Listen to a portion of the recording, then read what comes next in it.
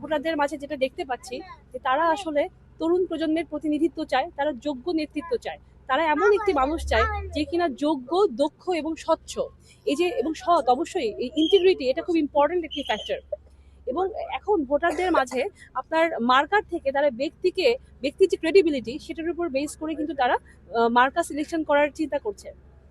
জি,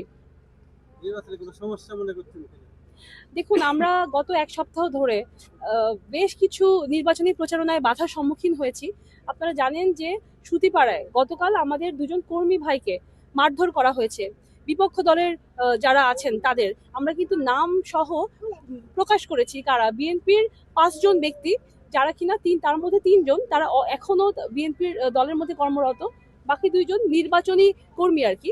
আমরা এটার জন্য একটি অভিযোগও দাখিল করেছি। এবং এই যে দেখেন আমরা কি চেয়েছি, আমরা চেয়েছি একটি সুষ্ঠু ধারার রাজনীতি।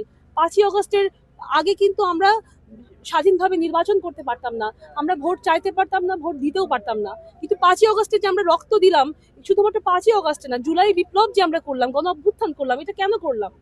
আমরা এই যে আজকে আমরা ভোট, আমাদের কর্মী ভাই বোনেরা ভোট চাই বলে বা চাচ্ছে বলে শাপলাকুলির প্রচারণা করার কারণে তাদের উপর যে হামলা করা হচ্ছে, বিভিন্ন জায়গায় প্রচার মাইক আমাদের আটকে রাখছে, আমাদের কর্মী ভাই বোনদেরকে হামকি ধামকি দেওয়া হচ্ছে, আমাদের অফিস লুটপাট করা হয়েছে, এই যে বিষয়গুলো, এইগুলোর জন্য তো আমরা রক্ত দেইনি।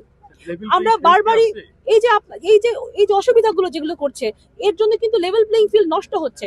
এবং আমরা বারবারই বলবো যে আপনারা আসলে লেভেল প্লেইং ফিল্ডে এসে ভোট চান। ভোটাররা যাকে খুশি তাকে ভোট দিবে, এটা তাদের অধিকার, এবং এই অধিকারের জন্য আমরা 17টা বছর অপেক্ষা করেছি, আমরা রক্ত দিয়েছি। এখন যদি আপনারা আবারও ভিন্ন ফরম্যাটে এসে ভোটারদের অধিকার যদি হরণ করেন, তাহলে কিন্তু এটা খুবই দুঃখজনক। এবং আমরা যদি জনগণ আবারও একবার ফুঁসে উঠি, আমাদের পিঠ যদি দেয়ালে ঠেকে যায়, আমরা কিন্তু আবারও ফুঁসে উঠবো। জি, আমরা তো অভিযোগ করেছি, বললাম যে অভিযোগ করার যে প্রক্রিয়া, সেই প্রক্রিয়ায় আমরা অভিযোগ করেছি এবং অ্যাকশন নেওয়ার ব্যাপারটা এটা হচ্ছে আন্ডার প্রসেস আর কি।